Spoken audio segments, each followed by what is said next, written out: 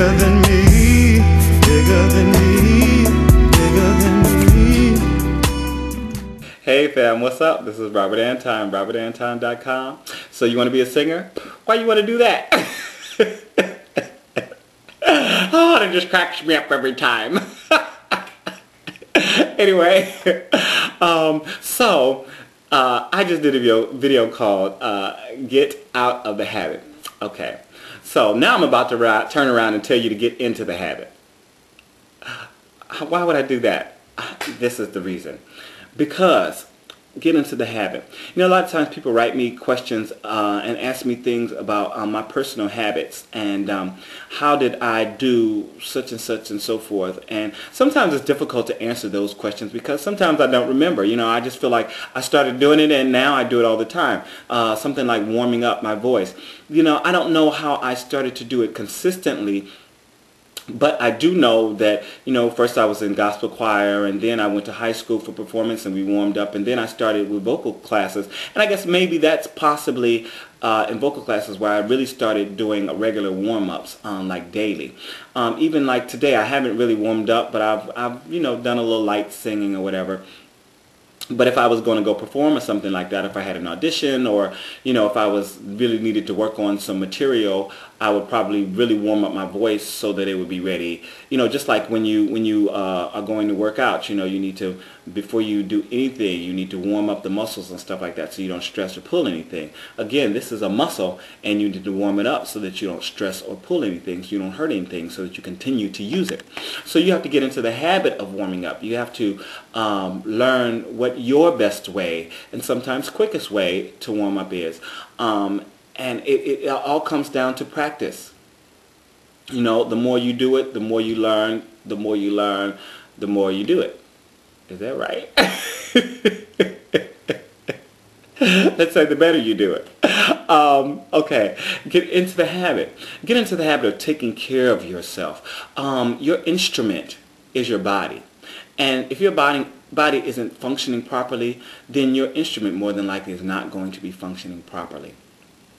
All of this you need to take special care of. You need to be searching on the internet for the right foods, the right treatments. I would say the right medicines, but I don't want to say medicines because I'm not talking about, I'm talking about herbal type things. You know, if you know there's something like slippery elm that's good for your voice when it's not feeling well, then you might keep some of that at the house just in case you're not feeling well, something's wrong with your voice.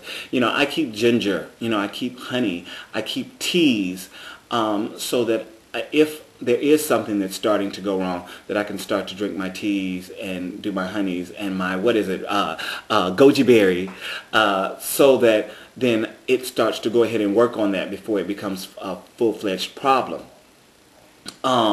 Getting into the habit of taking care of your mental health.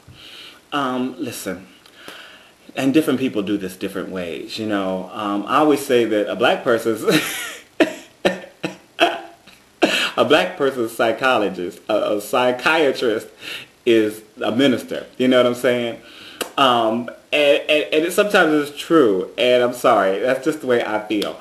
But the way you take care of your mental health is different for everybody. You know, I read books, sometimes spiritual books, but also sometimes just self-help books, positive books about how people have started their business and become successful, things like that. You have to take care of your spiritual health.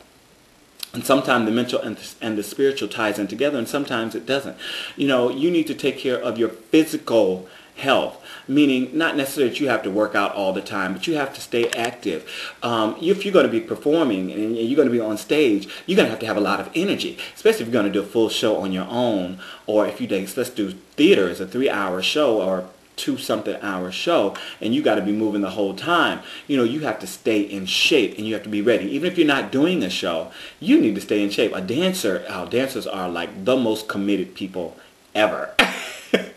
Because they'll be in, let's say, a dance company and they've got 2 or 3 weeks off, and every day they're still in class somewhere, taking class to keep their body in shape and to keep their instrument up, to snuff, basically, you know, to keep themselves tight and ready.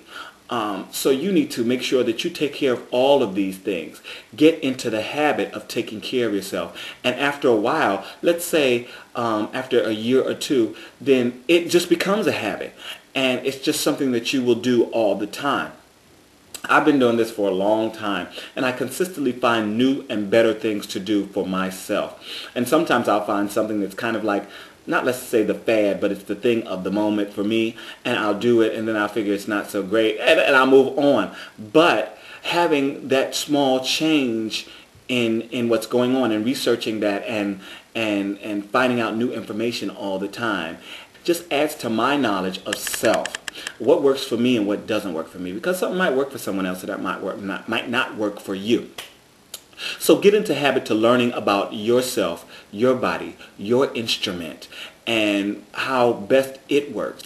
And then you'll be in the best situation or the best place in order to utilize your instrument and your talent and your gift. Not only to make money, but to touch others and to fulfill your life's dreams. Okay, this is Robert Anton.